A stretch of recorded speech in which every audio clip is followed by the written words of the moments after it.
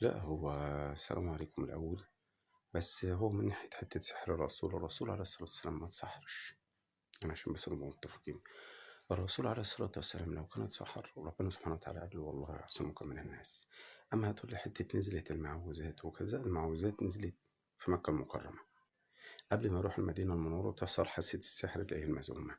طيب في القرآن ربنا سبحانه وتعالى بيقول حتى إن تتبعون لرجلا مسحورا، ده اللي بيقولوه المشركين والكافرين.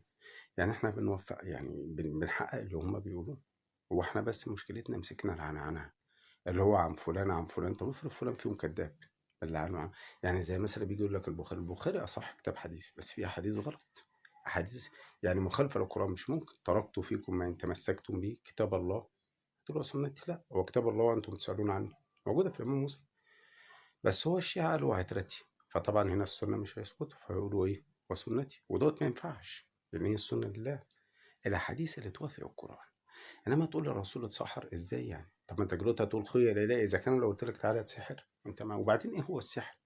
السحر مجرد بتشوف الشيء يعني بيخيل ليك، يعني مثلا ممكن تشوف الإيه الحيطة أرنب، العصاية تعبان، إنما لما يبقى السحر لما تبقى حاجة حقيقية السحرة لما شافوا كروت سجدوا لأنهم عرفوا إن دي حاجة حقيقية، إنما السحر مجرد بيلعب بعينيك زي مثلا بيعملوا في الهند. الهند ممكن تلاقي اللي هو طالع على الحبل وفي الهوا، لكن انت لو صورت الموبايل وجيت شفت الصوره هتلاقيه هو قاعد على الارض وباصص مركز في عيون الناس، مش كده قال لك سحروا على الناس واسترهبوهم، لان هناك بتيجي الرهبه بتخليك تصدق. الانسان يعني اذا ضعفت النفس استسلمت للخرافه. ده شيء. الحاجه التانيه مفيش حاجه اسمها تحضير ارواح، انت ممكن تقول لي تحضير قرين، ما انا لو بحضر ارواح احنا نقعد بنفتري على ربنا. يعني انت كده كانك والعياذ بالله بتقول ربنا كذاب، ربنا قال يعني كلا اذا بلغت التراقي وقيل من راق، على فكره دي بتبقى اصعب لحظه. ما تقوليش بقى عن رؤيه ملك الموت ورؤيه زي مثلا اللي بيقول لك في عذاب قبر ومفيش عذاب قبر، والاتنين صح. يعني هو في عذاب بس عذاب نفسي، ربنا قالها في الف فرعون الرعد يردون عليها غدوا وعشيا ويوم تقوم الساعه ادخلوا على فرعون اشد العذاب. طب هم ادي مقعد قوم، ادي مقعد قوم من النار، هم بيشوفوها كده، فاللي هم بيقولوا في عذاب نفسي عذاب عندهم حق، واللي بيقولوا مفيش عذاب برضه عندهم حق. المهم اللي هو الطلوع بين يد ربنا سبحانه وتعالى دي لحظة واحدة أشد بقى، لا تقول لي بقى لا ملك الموت ولا منكر ونكير فتن الأمر ولا حتى الموت ولا اللي هو ضمة الأمر. ليه؟ لأن أنت لو بلغت كل دول انهم طالعين بين يد ربنا خلاص انتهت، هيموتوا قولا واحدا، كلهم طالعين حتى لو ياخدوا عمر هيموتوا. سيدنا جبريل لما طلع في رحلة الإسراء والمعراج اللي حصل كان في السماء الستة وكان بيتنفذ، كان حدث بالي، صح؟ دي الحاجة التانية. أما من ناحية بقى اللي هو أنت بتحضر القرين دي ده وبيبقى سحر، يعني أنا لما أجي أقول لك أنا مثلا بحضر روح أقول له حضر لي روح سيدنا محمد، اتحداك مش هيقدر. وممكن احضر قرين وقرين يجي يقول لك بعض المعلومات الصعبه على كده تدس لك السم في العسل، الروح ممكن تجي لك في المنام. آه. الله يتوفى الانفس حين موتها. ليه يا جماعه؟ اللي يقرا القران ما تاخدهاش وتجري، انت بتاخدها وتجري عشان تاخد اللي هو حسنات، بس ربنا ما قالش افلا يختمون او افلا يحفظون، قال افلا يتدبرون. فكر. يعني مثلا اول حاجه الحمد لله، طب ليه قال الحمد لله؟ ليه ما قالش احمد الله؟ ليه ما قالش مثلا الشكر لله؟ ليه ما قالش المدح لله؟ هتيجي تبص تلاقي الحمد اقوى، يعني اقوى وادق لفظ. ليه؟ الشكر اقل من الحمد، الشكر بتقدم لي خدمه انما الحمد من غير خدمه، هنعمل اللي هو اداني. المدح ده للعاقل وغير العاقل، انما الحمد للعاقل.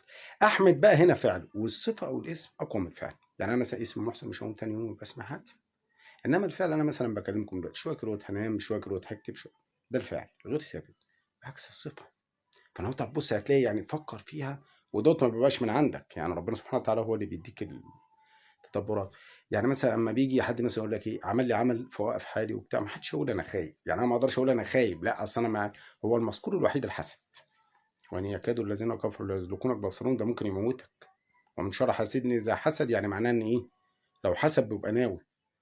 ليه؟ دي الحاجه المذكوره. اما اللي هو العمل، طب ما ممكن نطلع اسرائيل بعمل، مش محتاجين بقى جيوش، عايزين نطلع اليهود بعمل من فلسطين. العمل دوت يعني انا والعياذ بالله بقول في قدره ربنا. ما احنا نقط مشكلتنا بنفتري على ربنا. يعني تيجي تقول له مثلا ايه فلان مات، يقول لك ايه ده ربنا افتكر. طب هو ربنا بينسى؟ ربنا ما بينساش. تيجي تقول ايه اهو بص عمل كذا، فربنا عملها في مراته، عملها ببنته، عملها في اخوه، عملها في ابوه. طب ليه؟ اذا كان ربنا قال لك ولا تزر الا تزر وزارة وزر اخرى، هيجي ربنا يامرك ان انت ما تاخدش حد بذنب حد وهو ياخد حد بذنب حد؟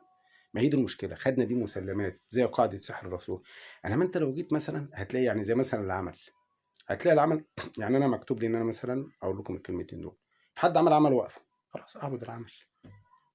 العمل دوت يعني انت ولا بالله، بس ليه ناس بيحصل لها العمل ودي حقيقة بتحصل؟ اقول لك انا، انت يقينك بالله ايه؟ انا مثلا يقيني ان مش هنجح، مش هانجح، مش هابقى مؤلف، مش هاعمل كذا، خايف من حاجة كذا، تخاف منها على طول وتفضل بيها يروح ربنا مديها لك.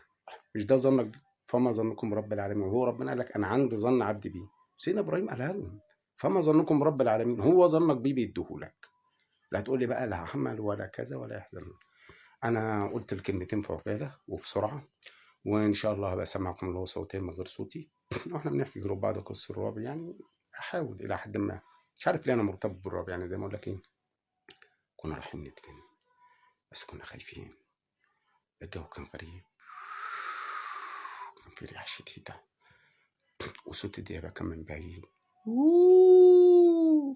بيبتدي اللي هو جروت مع المؤثرات الصوتيه. ولا كنا خايفين. لما رحنا شفنا الترابي لقينا شكله متغير.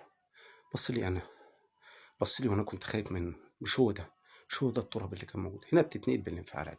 يعني انا عارف اني فاشل شويه في الحاجات دي، بس هو يعني الى حد ما. ومش عايز اطول عليكم، وكل سنه وانتم طيبين، ودولي بالتوفيق يا جماعه. اتمنى ان انتوا تدعوا لي بالتوفيق وما تتضايقوش من الفيديو دوت. انا عارف اني كنت سخيف وكنت غلش شويه. انا اتكلمت بس بسرعه عشان بعد كده يعني مش عايز اطول في الدقايق. وان شاء الله هتبقى دقيقتين دقيقتين نتكلم في الدين، نتناقش في الدين، نتكلم في حاجات تانية وهكذا. اوكي. كل سنه وانتم طيبين.